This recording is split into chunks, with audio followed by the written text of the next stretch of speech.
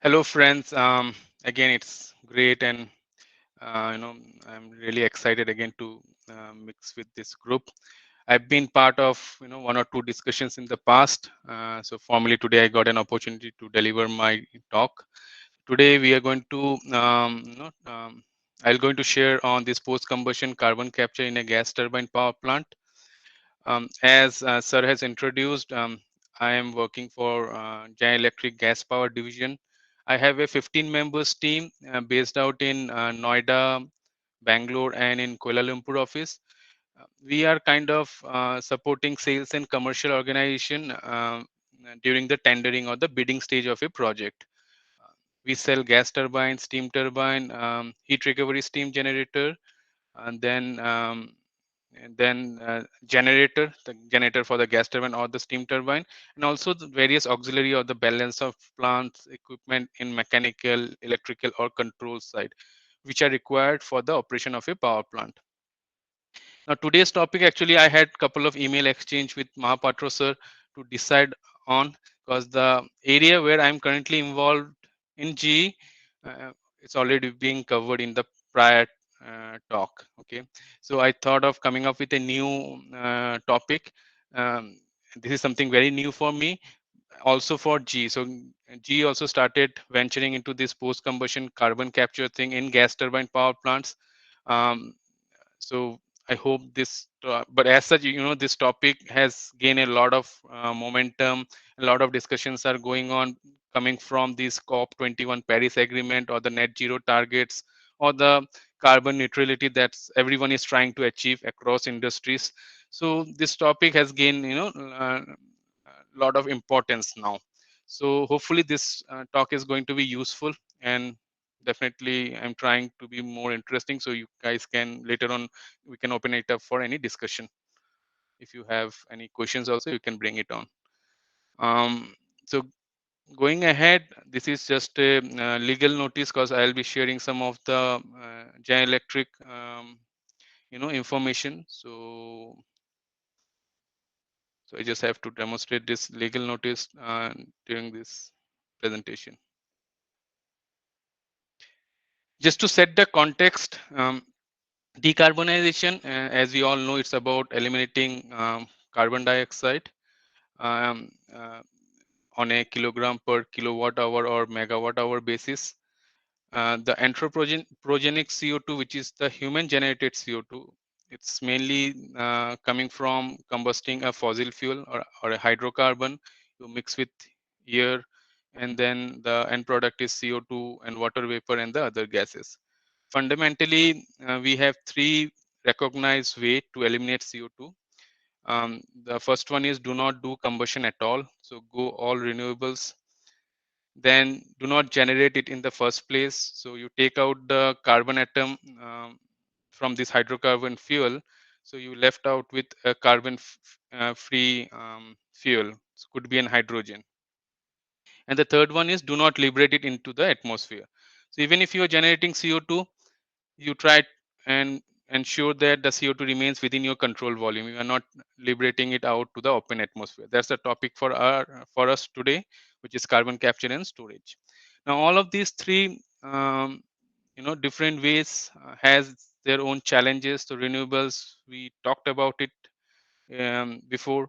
So the capex involvement, the permitting related, concerns, and the supply chain, grid intermittency, when this renewables comes in, things are getting better, but a lot needs to be evolved. Okay, and for hydrogen also, we discussed in one of the session, the availability of hydrogen, the productions, the cost, the transportation network, the pipeline infrastructure, long duration storage, all those things are still evolving. A lot of research work is also happening, so it will continue to happen. So still we are at a immature stage. The similar challenges we have for carbon capture and storage, so I will touch upon all those areas in my talk later on. So let's go ahead with this. So this chart, basically I'm giving you a big picture. As I said, everyone is talking these days. So all big companies, big people, Actually, if you see Satya Nadella from Microsoft, they had actually announced $1 billion climate innovation fund um, last year, and in that, actually, they are also going to invest on the to invest on to accelerate the development of carbon reduction and renewable technologies. Elon Musk actually has announced a competition in which they are donating 100 million US dollar for the best carbon capture technology. And if you are interested, there is a website called xprize.org, and the registrations are still open till February of this year. Similarly, all other companies, MNCs, they have their carbon neutrality or sustainability targets. So everyone is investing, like Apple, even including GE. So a lot of money is getting poured into this carbon capture technologies, right? But we know there are challenges still there, so that needs to be solved. That's why there are opportunities to do research and development in this area. This is the chart where actually I'm trying to put all of the available external available resources from G into one single chart. So basically you'll find I have given all the links if someone of you is interested to explore more on this topic. And so you can definitely go ahead with these different references. The first one is a website on carbon capture and storage. It has good amount of details. Then there is a webinar which you can register and join. There are a couple of white papers recently we put across. I just highlighted two of them which are relevant on carbon capture and future of energy. And then there is a podcast which is again coordinated by our emerging technology leaders. They call upon different industry experts and leaders from different other industries, and they just talk. So it's kind of a podcast or a radio jockey kind of discussions, and they will open it up for topics like future of energy, climate change, carbon capture, hydrogen. Quite interactive, so I highly recommend you to make use of these resources. Next, actually, you know to see the big picture. So today, world is generating about 33 to 35 gigaton of CO2 emission through different sectors. Out of them, 41% is coming from power and electricity sector, followed by 26% from industries, different industries, then transport 25%, and remaining are from buildings and other services. So I'm in power industry. So even if I try put all my measures to reduce the carbon emission, but I actually need the support from rest all other industries or the sectors to meet our net zero target. So that's the message from this pie chart. Now, if you see this bar chart, it's basically showing. So this data again from International Energy Agency, World Energy Outlook 2020 data. So it's basically saying that between 2019 and 2040, we are gonna add 5,900 gigawatt of new power capacity, okay, into our world. So in that, as we know, renewables is any exponentially getting penetrated into our power sector. So 85% of it will be coming from renewables by 2040, and there will be some portion coming from the gas power as well, while the crude oil and the coal, the existing plant, you will be seeing and we had already started seeing that, so some of the plant will decommission. The right hand side bar chart is showing on the electricity generation perspective. So in 2019, the electricity generation requirement was around 27,000 terawatt hour. So by 2040, it will grow by 50% to 40,000 terawatt hour. So to meet this 40,000 terawatt hour, renewables will be supporting about 50% of it, while the remaining electricity generation will be coming from nuclear, gas power, and the coal. So the gas power generation actually will increase by 33%, while the coal power will go down by 10%. So what I'm trying to say here is, even in 2040 and beyond, the gas power and the coal power is gonna stay, and they will continuously be liberating CO2. That's why we have to look into aspect or put some rigor to decarbonize these two sectors, and we have to start thinking from now. So this is our, the state of the art gas turbine. So this is the most latest and greatest turbine that we have launched. This is 7HA.03. 7 stands for a 60 hertz application. 9 is for 50 hertz. HA is for, it's an evolution of gas turbine. It's an H class technology. .03 is the version. So this is actually a single gas turbine can generate 430 megawatt simple cycle output, and when it's run on a combined cycle mode, it's the combined cycle net efficiency would be higher than 64%. And once you switch on, or the operator the press the ignition button, it takes just 10 minutes to reach to the full base load capacity of a gas turbine. So if you are at an ISO condition, which is 15 degrees Celsius, you know you will be able to realize 430 megawatt, because these are rated at ISO condition. So you'll be able to realize 430 megawatt within 10 minutes. So you can imagine how fast these machines can be dispatched into the grid. That's why we always keep saying that gas turbines are the most affordable, reliable, and dispatchable mode of power generation compared with the all other alternatives that we have. Here actually, just today morning, I was thinking, when I was studying in Tejpur during 2003-5 period, and then when I joined G in 2006, we were talking in the range of 58 to 60% net combined cycle efficiency, and we were thinking 60% is the max, the entitlement that can be achieved. But today it took a decade, more than a decade, and now we are touching at around 64%, and then a lot of research works are going on to go beyond 64. Actually, us as well as our competitors are targeting for 65% in next 1 or 2 years. So definitely a lot of technology development or advancement has happened over these years. In this gas turbine, it was mostly around combustion technology, the cooling and sealing air technology, the metallurgical aspect, because we are going higher and higher on the firing temperature levels. So all those things has brought this efficiency to this at a very higher level. Now, this chart is basically showing if you want to reduce the CO2 emission today, so there is a path, from the power sector.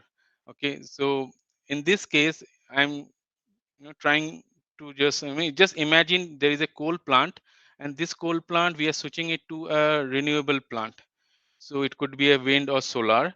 So if you are doing it, and renewable plant are having a low capacity factor of around 20 to 40%. So so so if when you do this switching, you will be able to reduce the CO2 emission is by 25 to 45%. Because due to low capacity factor, remaining time when renewables are not available, you will be still be running the coal plants.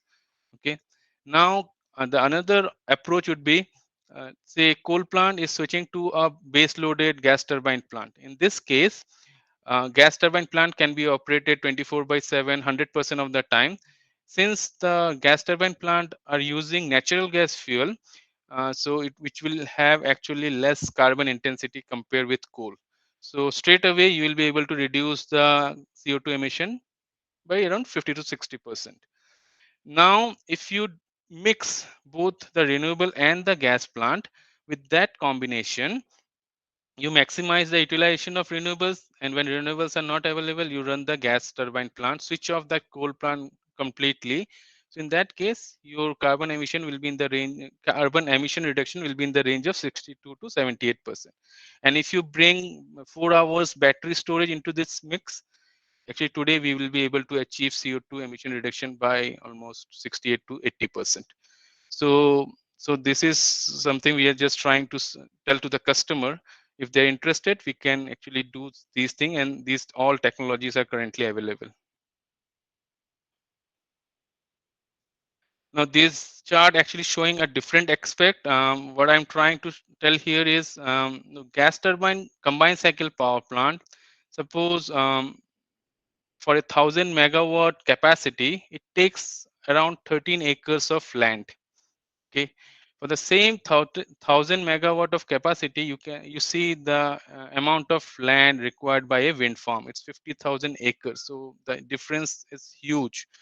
So gas turbine power plant actually take the smallest geographical footprint, smallest fraction of space per megawatt compared with other alternatives or the renewables that we have. The right hand side, the this bar chart is saying the same thing, but mostly focusing on a gas turbine. So here we are not bringing renewables or batteries. So if someone asks me today whether you have a pathway to go low or near zero carbon emission with your gas turbine, I'll say yes. This is the chart actually which is telling me that. So imagine again, a coal plant is generating 1,000 gram per kilowatt hour of carbon emission. So as once you switch to gas, we saw it in the previous chart, you will be immediately able to reduce the carbon emission by 45 to 50%. Now, if this gas turbine plant is operated or using the HA advanced class gas turbine, right? So this gas turbine has very high efficiency, which we saw. And so if your efficiency is very high, you need less fuel to achieve the desired energy level or the firing temperature level. So if you are burning less fuel, you will be emitting less CO2. So you will be able to achieve more CO2 reduction by at least 60%. Now, if this HA gas turbine combined cycle plant is running on a fuel which is a blended, which is running on a blended fuel of hydrogen 50% and remaining 50% methane, in that case, you can achieve up to 70% carbon dioxide reduction. Going ahead, if these HA turbines are run with 100% H2O, which actually we still have to get there, we are at 50%. Technology means currently our gas turbine can burn up to 50% hydrogen, but we will position soon to achieve 100% because we are working on it, and there are research and development going on there. So if you have a fuel which can burn 100%, the gas turbine, if they can burn 100% hydrogen, and or if you are doing 90% carbon capture, actually we are in position to go to near zero carbon emission with these gas turbine. So I'll touch upon the carbon capture portion today. My colleague, I think Sanjeev, he has touched upon the hydrogen part in the previous session. Just to ensure that you understand the decarbonization, pre-combustion and post-combustion decarbonization in a from a gas turbine perspective. So anything you are doing before the combustion is pre-combustion. So in gas turbine perspective, if I say, it's mostly changing the fuel. So you change the fuel to a zero carbon or carbon neutral fuel. It could be hydrogen, synthetic fuel, biofuel, ammonia. And on the other side, the post combustion is whatever the treatment you are doing with the exhaust flue gases after the combustion, or the or with the exhaust gases. So there are a couple of technologies like liquid solvents, solid sorbent, oxy-fuel combustion. Now I am going to touch upon liquid solvent, which is industrial, industry known, and it is commercially. This is the only commercial technology that is available today. Solid solvent and oxy-fuel. I have a chart on oxy-fuel as well, but solid solvent and oxy-fuel are mostly in the research field, very new areas. You know, a lot of interest people are showing, but it has not yet commercialized. So what is carbon capture, utilization and storage? So earlier I started with carbon capture and storage. Now I'm saying carbon capture, utilization and storage is more or less the same thing. So when you capture CO2 from your process, from your power plant, from an industry, then that captured CO2 will go through series of compression. We bring that carbon dioxide to a supercritical stage, and then we transport it to a site where it will be either stored or it will be used. Now, if you are using the CO2 for some industrial application for building some raw material or some product, it is called utilization. Um, Carbon capture and storage together, they are also known as carbon sequestration. It is also called as carbon sequestration. Okay, as per IEA, by 2050 or 2070, uh, through these carbon captures, most of this captured carbon will be used, will be stored. 80, I think 80, not 80, I think 92% will be stored, while only 8% of this captured carbon will be further utilized for, these are the application where you can actually utilize carbon, like you can use carbon dioxide to make soda ash, for carbonated drinks, fire extinguishers, in building blocks. Also there are applications where carbon dioxide can be used for to make synthetic fuel or jet fuel. Okay, so these are the two processes. Actually, there are three. I'll touch upon the core process in my next chart. So in this, we are seeing a process called pre-combustion carbon capture. So this process is well known as IGCC, Integrated Coal Gasification Combined Cycle. So in this, either you take air or a pure oxygen by separating it from means by separating oxygen from air in a air separation unit. This oxygen will be will go to this gasifier, where you will do a partial oxidation with the fuel. The fuel could be petcoke, coal, or biomass. So the end product is carbon monoxide and hydrogen, and this will go to a shift reactor where you will mix with water, and then it will become carbon dioxide and hydrogen. This this mixture then will go to a chemical liquid solvent process, which again I will touch upon in my later chart. So in this, we will capture the CO2, then CO2 will come out, it will get compressed, and then it will go for either storage purpose or usage purpose. While the hydrogen can be used as a fuel for gas turbine, as a fuel to a gas turbine for power generation purpose. While on the other side, the oxy-fuel combustion, actually this chart is showing uh, considering a coal-fired boiler, but the same principle will work for a gas turbine power plant as well. So in this, you have to get a pure oxygen again through this cryogenic air separation unit. And you will burn fuel. You will do a proper combustion. The end product will be CO2 and H2O. The H2O will go through series of condensation. The water will come out as a droplet, and what left out would be pure CO2. Since this is showing a coal plant. In coal plant, you will have ash, sulfur. So you also need to separate out this fly ash as well as sulfur. But if you are using pure methane in a gas turbine power plant, so these things will not be there. So you need not require to separate these sulfur or ash. So if you see between these two process, um, the main difference is in this pre-combustion, you need a chemical liquid solvent process in between, while that is not there in oxy-fuel. We are just doing a condensation and we are separating out water from, and what left out is CO2.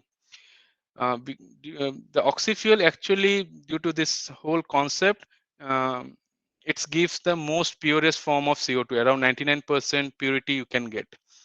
But oxy-fuel actually runs at a very high adiabatic temperature of 3000 degrees Celsius.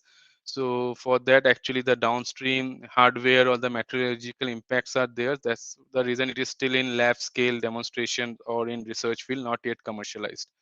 While this is the IGCC, so G has built one IGCC plant long back for power generation purpose. It's in US, Duke Edwardsport. I got to work on it long back, but after that we stopped providing this technology. There is not much interest in the in with our customer also. So because this is very chemical intensive technology, so now it is mostly existing in refineries, not for power generation. Now, this is what the core, as I said. So this is the technology that we are pursuing today for post-combustion carbon capture. This is known as liquid solvent process, also known as amine process, also known as monoethanol amine. Um, so the beauty about post-combustion carbon capture is it can be, you can put this up in a new plant. Whenever you're starting from scratch, you're building up a new power plant, gas turbine power plant, you can build this capture plant together, or you can put this capture plant as a retrofit solution later on. So imagine again, there is already an existing gas turbine combined cycle power plant. Now I'm considering a capture plant. So overall, it will not disturb my existing gas turbine plant, combined cycle plant. So there are only two interactions that are happening with my process, with my carbon capture process plant.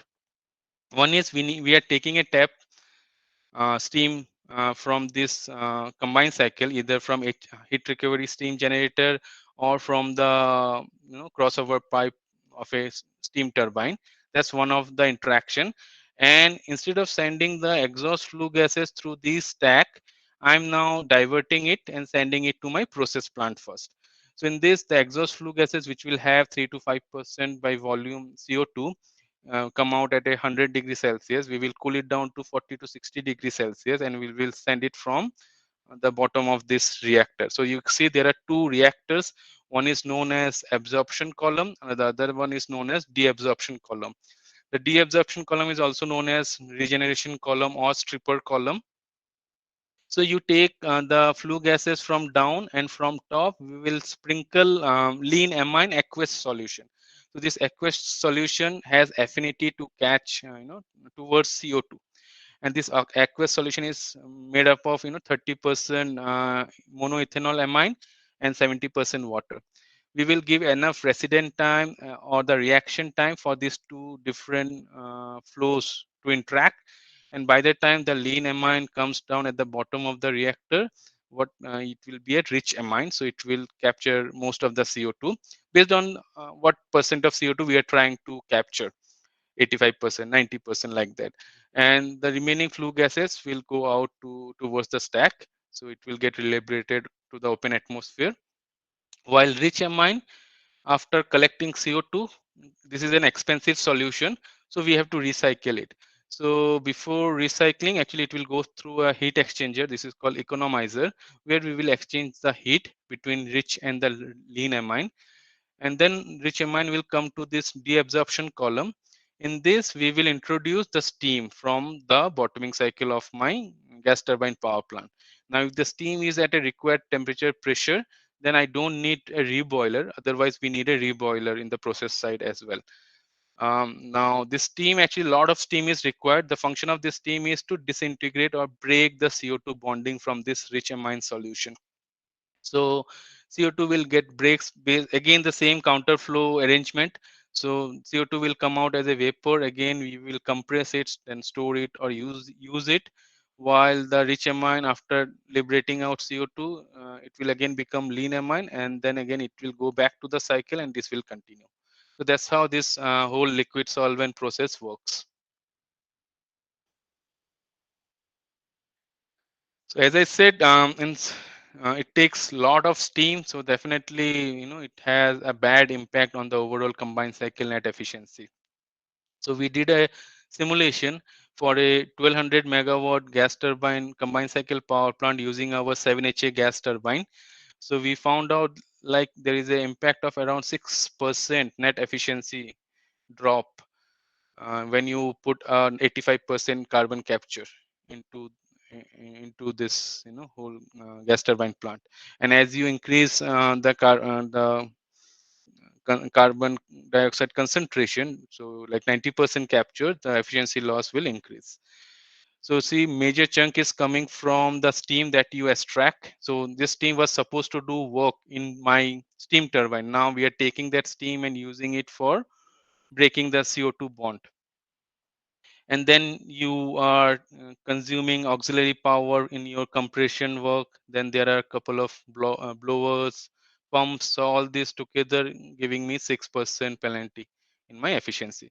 So if you say, it took more than a decade to reach from 58% to 64%, which I was showing before. And in once you introduce this capture plan, all those benefit is gone. So we are again back to 58%.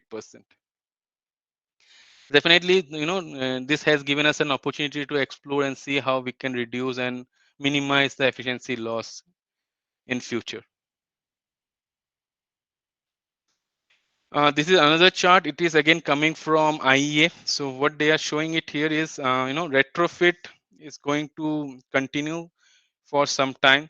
like from 2019 till 2017. This is basically the contribution of retrofit from power and the heavy industries on carbon. Means it's showing how much carbon dioxide will get captured from retrofit plants in power and heavy industries.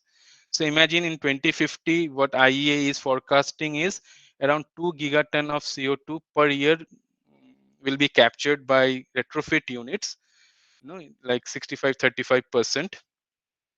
And this orange dot line is the share of retrofits from the total CO2 that gets captured during this period. Okay, so beginning the retrofit contribution will be more. So new build will not be having more carbon capture facilities, while retrofit will have more. As you go down towards right, the retrofit portion will come down because the new build plants will have the carbon capture facility from starting itself at the time of construction itself.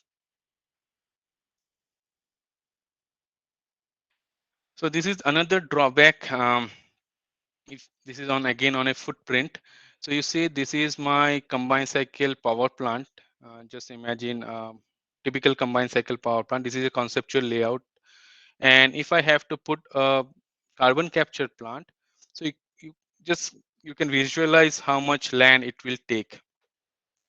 So depends on the level of capture or the percent of capture that you are trying to achieve.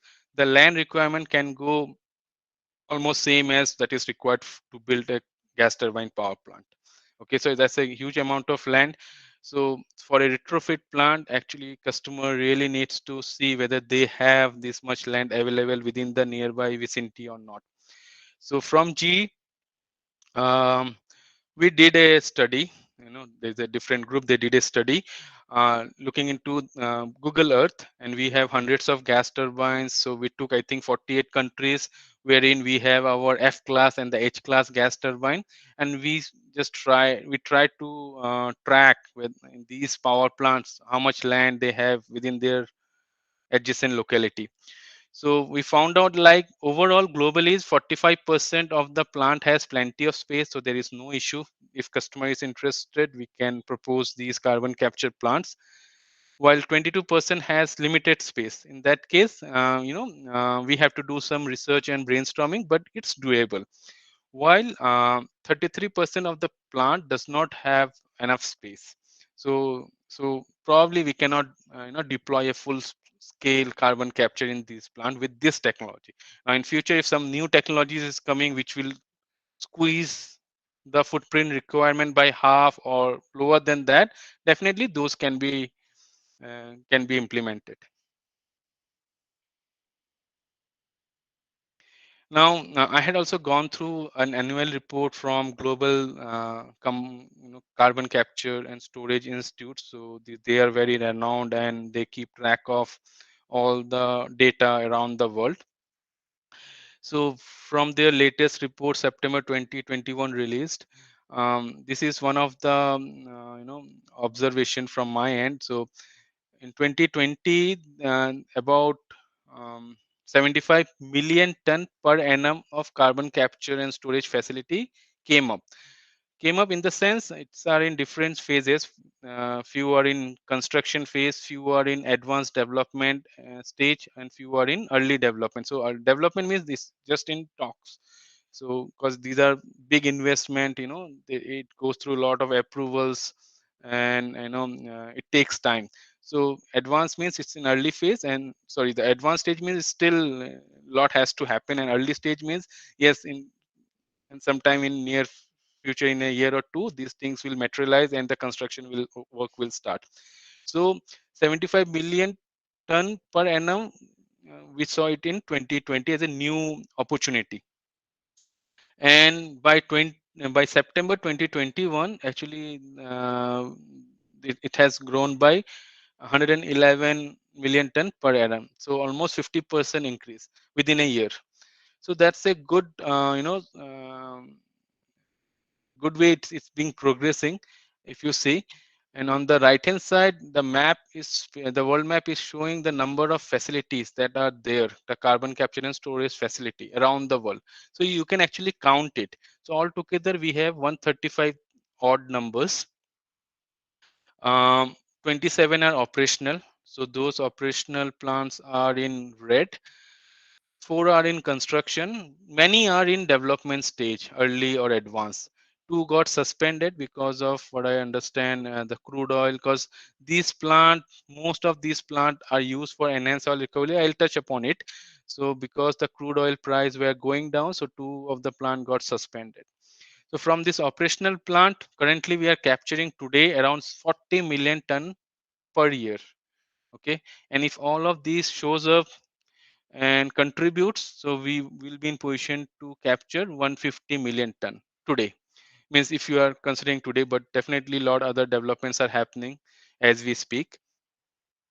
So 40 million ton per annum today. And when I had shown you the initial chart, around 35 gigaton of CO2 is getting liberated yearly.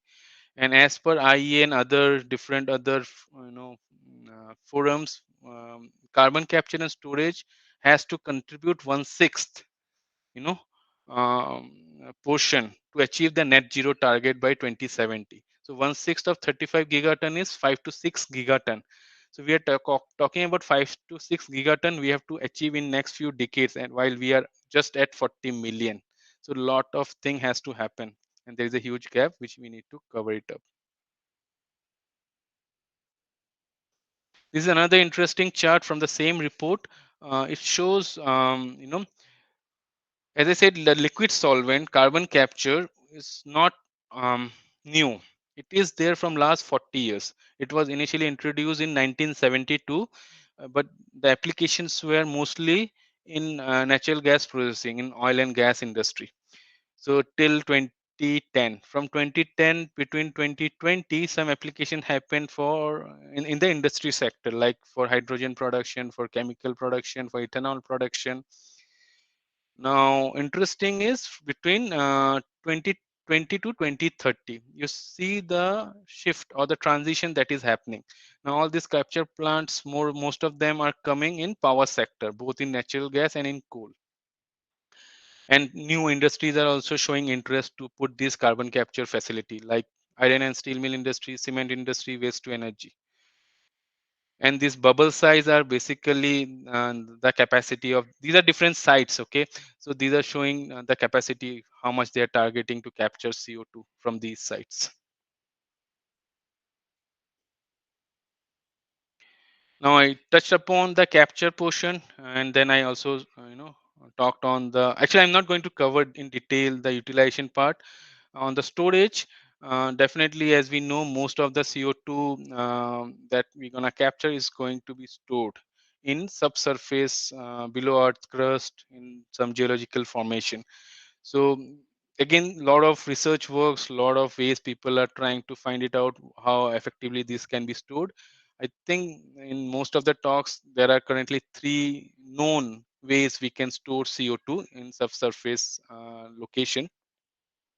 The first one is saline formation.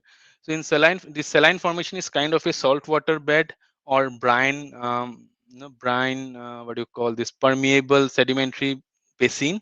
So these are porous area. As per geologists, there are a lot of such saline formation available both onshore and offshore. But as such, there were no commercial interest, means commercial drive for companies to locate these brine formations. That's why the number of details or data available is minimum. uh, but these actually these but they are quite confident that these are available in plenty.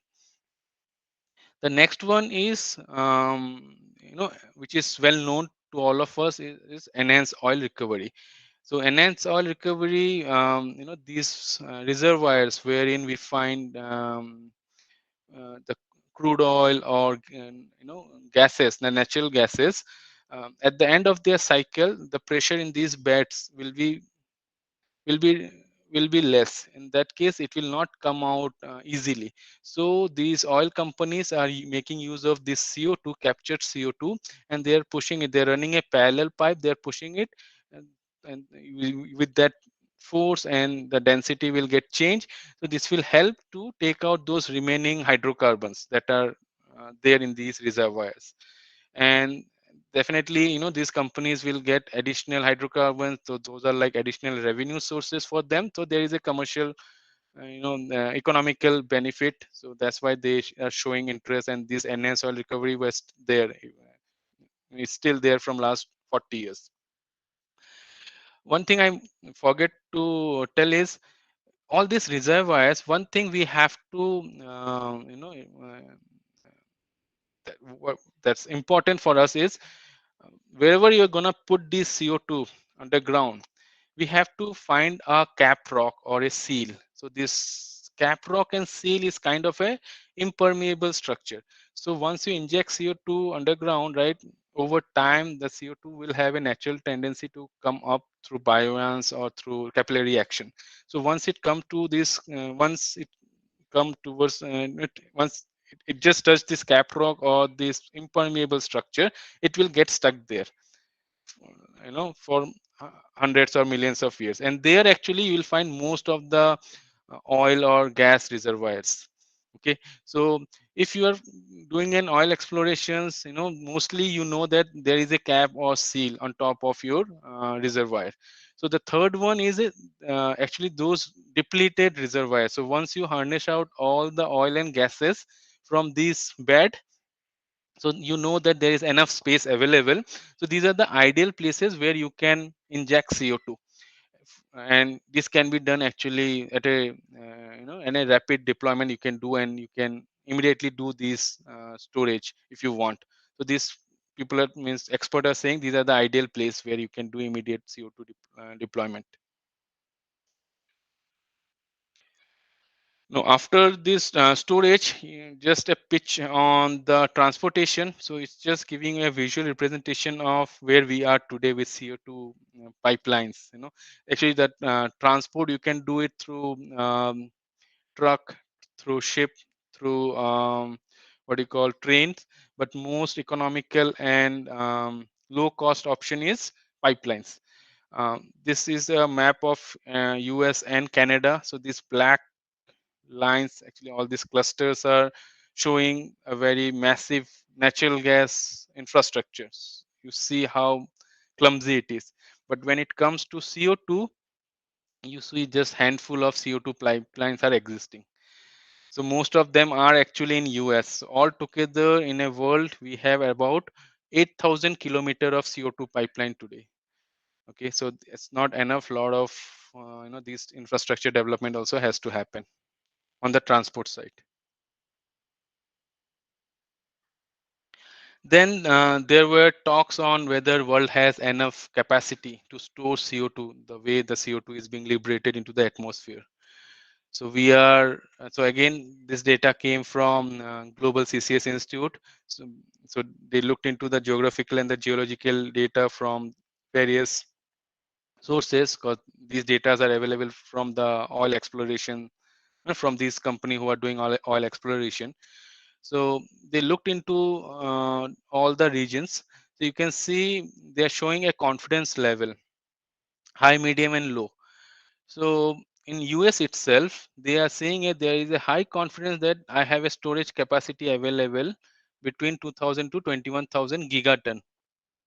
So again, world is producing 35 gigaton, and if you sum all of these together, and if all of these are true, right? We are seeing is there is ample storage available for centuries worth of CO2 that we can store in these different locations.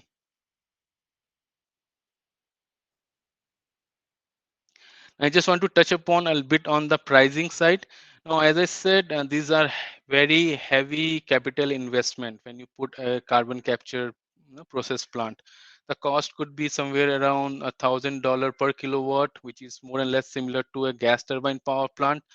Again, it depends on what level of carbon capture or the concentration of carbon you are trying to achieve, on the labor rates and the proximity between your gas turbine power plant and the capture power plant. So all those factors in, but as such, the cost could be 50% to 100% higher, higher than. I mean, it will increase the overall cost by about 50% to 100%. So definitely all these power companies who needs to put these capture plant, they will think, these developers, these customers, investor, you know, uh, we have means they need to find a moral support or some motivation to put these capture plants.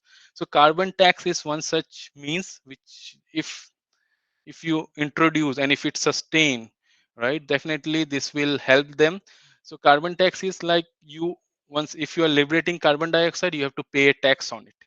So based on our internal calculation, what we found out is, if the carbon tax is somewhere around 35 to $50 per ton of CO2 emission, right, it will be a kind of trade off. So it will not, the levelized cost of electricity will be maintained before capture and after capture.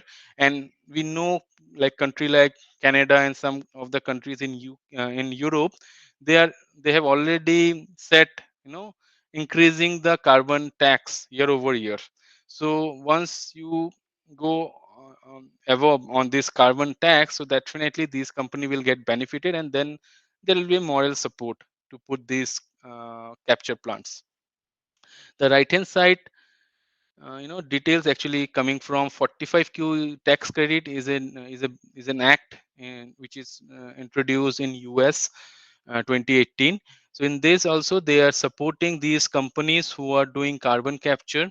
So they actually has increased from $10 to Indrajit sir, 35. sorry to interrupt, but I'm not getting your voice. Can you hear me now? Hello. Arunab, it is fine, I think. You please check. Indra, you please continue. Okay. So US has, came out with an act of 45Q tax credit. So it's basically saying that between, so if the companies are doing carbon capture and storing it geologically through enhanced oil recovery, they will get a credit of about, actually they have increased it from $10 to $35. And if you are just storing it in saline formation or some other geological storage, you will get a credit of around $50 per ton of CO2. And you see in this report they are saying that many of the companies actually who are into this space, they took this advantage and they got millions of dollars back from the government.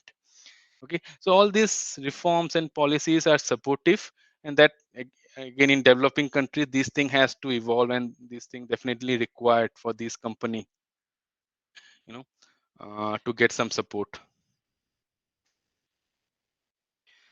So on the pros and cons, on carbon capture and storage, the pros again, I'm just summarizing it. It's a proven technology, the liquid solvent. And there are new technologies that are in research, and actually there is a company called Carbon Clean. They came out with some novel innovation. So that's still in small scale, but people are exploring other technology which will have a better way to reduce the capex or the footprint. But the liquid solvent technology is all proven, is being there from last 40 years. The flexibility is about, you can control the carbon concentrations. You can integrate with your natural gas combined cycle plant, so it has similar attributes. We talked about the storage part. So there are Apple storage available. These plants can be scalable, it can be retrofitable, and we are working on it. It will, if you do a proper, if there are possibility to do optimization between the power block and the process block to improve on the performance, efficiency, and cost. So those opportunities are still there. On the con side, definitely the policy support, the carbon tax thing, which I just touched upon. I didn't talk on the public perception. So there are myth and misconception that once you inject CO2, the CO2 might leak. It will come out and leak, and the local community has that concern wherever you are doing this. What do you call the storage? But again, expert and in many forum I had seen, like people have strong belief, like based on all the development has happened in oil and gas industries, right? So we have very advanced monitoring technology. We have actually norms. There is EPA norms. We have to maintain class 6 permitting what do you call regulation for CO2 injection sites.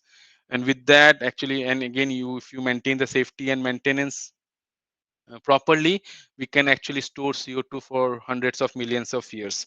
That's expert are saying, because this CO2 actually came from these hydrocarbons only, which were stored for millions of years before people started extracting it from Earth crust. And then the key cons are capex, efficiency, and space, which again we touched upon, and the pipeline infrastructure. So all these thing has to still we need to work on all these aspect. Actually, I am done with my carbon capture portion, so I have just three more chart.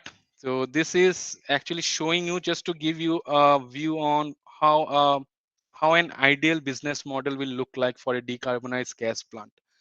So you see the gas plant, it can run on a pure methane, or it can run on blended methane and hydrogen, or pure hydrogen. So we are still not here. We can do only blending 50% hydrogen, but we are evolving and we will get into this space. This hydrogen can be made available through steam methane reforming process or through electrolysis process, blue and green hydrogen, right? And during this process, you will have CO2 as a byproduct. Even the CO2 will come out from this gas plant. This CO2 will be used for enhanced oil recovery, or it will be stored in geological storage. In enhanced oil recovery, you will get methane out of it. Then this hydrogen can be again used in an ammonia plant to generate ammonia. And this ammonia, again, a lot of research are going on. This can be actually, we are also seeing whether we can use ammonia as a fuel for to run our gas turbine plant, because this ammonia is also a carbon free fuel. So overall, this is how the infrastructure, an ideal infrastructure, will look like.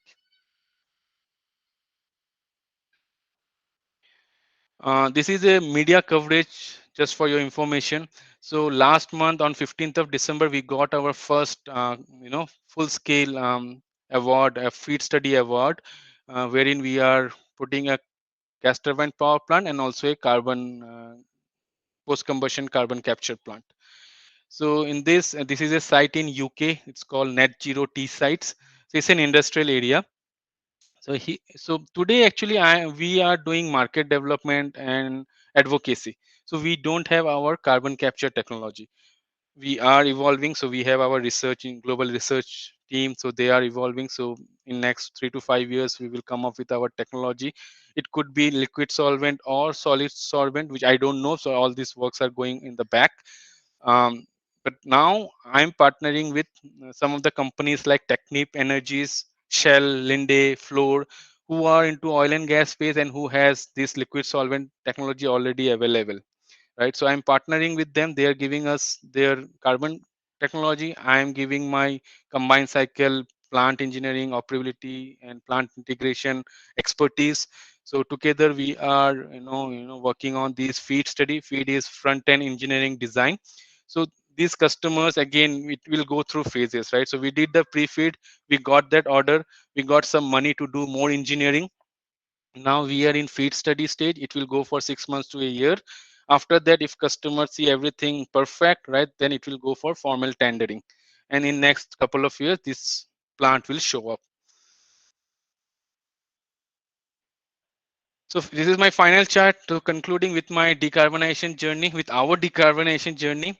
Basically, whatever we have touched upon, the coal to gas switching is much needed, but it's not alone gas. So gas has to complementary mix with renewables and batteries for fastest CO2 emission today. Hydrogen will play a major role, so we are expecting that this will grow. We have a technology, we know what to do. So for our gas turbine can accommodate 50%, but we will soon reach to 100% capability. Carbon capture just started. We have to still find an economical path or way to, to decarbonize the gas turbines sector using this post combustion carbon capture.